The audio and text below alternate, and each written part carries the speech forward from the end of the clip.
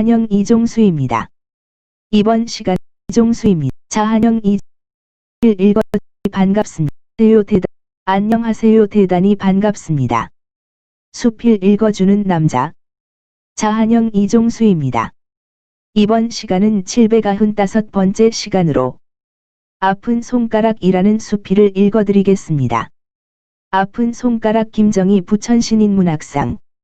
잘 걷지 못하는 아버지는 집 앞에 의자를 내놓고 줄곧 앉아 계셨다. 그러다 답답하면 노인 전용 전동 스쿠터를 타고 전답을 둘러보는 것이 유일한 낙이셨다. 그날도 아버지는 밭에 간다며 뒤에 타라고 하셨다. 허리를 꽉 잡으라고 몇 번을 말씀하신다. 운전대를 잡은 아버지의 모습은 보이는데 마치 바람을 아는 듯 아무것도 잡히지 않은 느낌이었다. 수없이 오갔던 길이지만 달리는 전동차에선 낯선 바람이 느껴졌다. 오래 못 사시겠구나. 얼마나 더 사실 수 있을까? 슬픈 예감이 들었다. 밭일에 집안 청소에 미루어 두었던 일을 다 해놓고 보니 어둑한 저녁이 되었다. 이번 친정 나들이는 꽤 흡족하게 마무리되었으니 이제 올라올 채비만 하면 될 줄 알았다. 그런데 아버지는 용돈 봉투도 받지 않고 돌아앉으셨다. 이제 친정 오면 일 그만해라. 쉬었다 갈 수나 있나? 많이 약해지셨구나. 아버지의 눈물이 느껴져서 마음이 아려왔다. 쓸쓸한 그 뒷모습을 뒤로 하고 대문을 나설 때는 두 눈에서 울컥 눈물이 쏟아졌다. 할 일이 쌓인 탓에 아버지의 건강을 걱정하는 형제들의 목소리는 언제나 부담으로 다가왔다. 한번 내려와 봐야 하지 않겠냐는 언니의 전화에는 그만 버럭 화를 내고 말았다. 그래놓고는 마음이 불편하여서 하던 일을 서두른다. 그러나 일은 끝날 기미가 보이지 않았다. 친정에 가야 하는데 가봐야 하는데 걱정을 하다가 소파에서 얼핏 잠이 들었다. 친정집리였다. 그런데 바람이 어찌나 세게 부는지 아무리 애를 써도 도무지 현관문을 열 수 없었다. 끙끙 용을 쓰다가 초인종 소리에 퍼뜩 꿈에서 깨어났다. 퇴근한 남편에게 꿈 얘기를 했다. 꿈자리가 뒤숭숭하니 한숨 자고 새벽에 친정에 가보기로 약속하고 잠자리에 드는 순간 전화벨이 울렸다. 형부였다. 처제, 아버님 돌아가셨소. 당장 내려오소. 아버지는 기다려 주지 않았다. 마치 영화에서나 나올 법한 장면이 현실이 되었다. 이제껏 잘해왔는데 단 한 번 연희한테 화를 냈던 게 후회됐다. 언제까지라고? 기한을 알 수 있으면 좋으련만 아버지의 마지막을 알 수 없어서 후회할 일을 저지르고 말았다. 이제 친정 오면 일 그만해라. 쉬었다 갈 수나 있나? 아버지는 그날이 작은 딸과 함께하는 마지막 날임을 알고 계셨을까? 유언이 된 그 말씀을 하셨던 바로 그날이 내가 친정에서 머물 수 있는 마지막 날이었던 셈이다. 그날 이후 아버지는 자주 내 이야기를 하셨다고 한다. 아기를 가지려고 저렇게 애를 쓰는데 하느님도 무심하시지?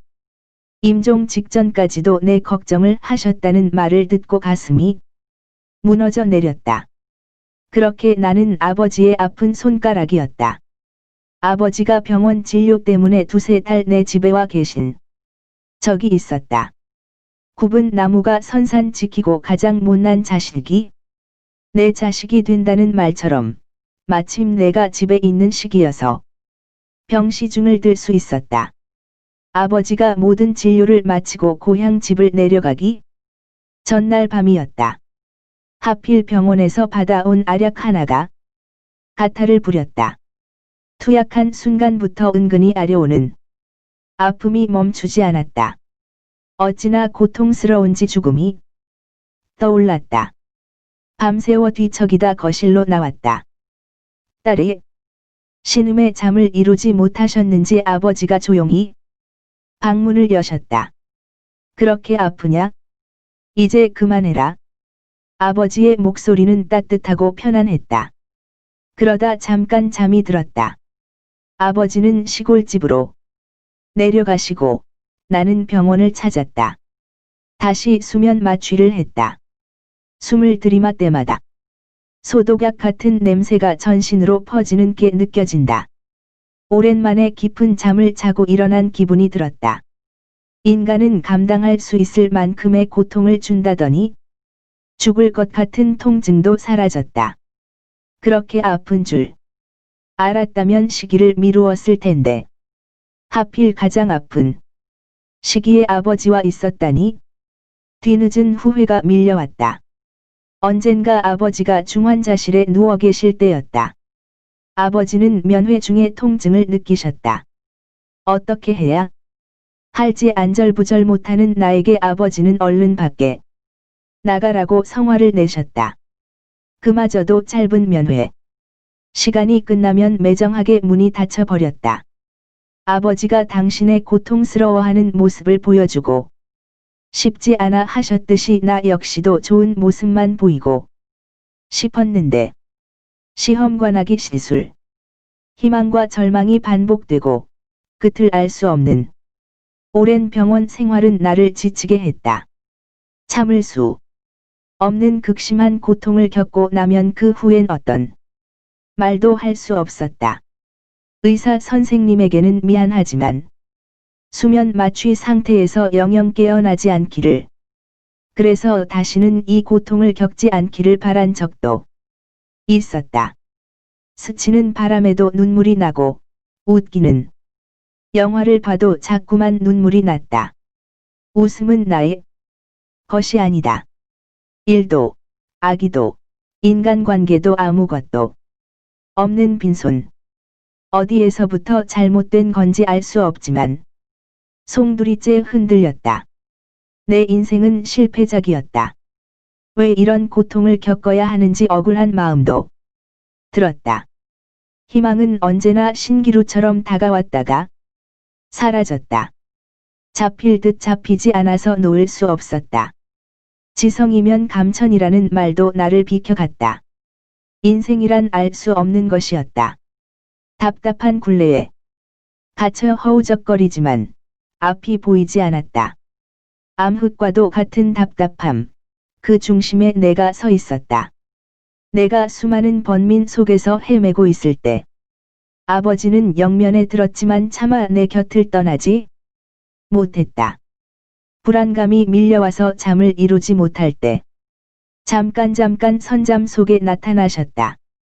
어린 나와 동생을 양쪽 무릎에 앉히고 안고 있는 모습이었다.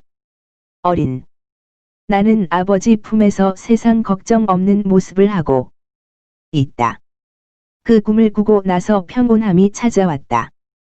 그러곤 한 번씩 고비를 넘겨야 할 때 잠깐 잠든 사이에 어김없이 아버지가 꿈에 보이셨다. 수많은 실패 끝에 마침내 새로 태어난 아이가 내 호적에 오르게 되었다. 아이는 건강하게 커주었고 친척과 친지들의 축복 속에 돌잔치를 치르게 되었다. 저 세상에서도 얼마나 기쁘셨을까. 그날은 아버지도 나 어릴 적에 보았던 젊은 모습으로 다녀가셨다. 부산스럽게 움직이는 소리를 듣고 있자면 저 아이가 없다면 나 혼자이지라는 생각을 할 때가 있다. 그럴 땐 고개를 들어 아이를 바라보게 된다. 마치 선물처럼 느껴진다. 아이는 돌아가신 아버지가 주신 이 세상에서 가장 귀한 선물이라서인지 밝고 건강하게 커가고 있다. 아버지에게도 또 스스로에게도 나는 언제나 아픈 손가락이었으니 아기 엄마로 사는 삶은 덤으로 여겼다. 살면서 어떤 일이 생기더라도 담담하게 받아들이기로 했다. 그런데 그 덤에서 꽃이 피기 시작했다.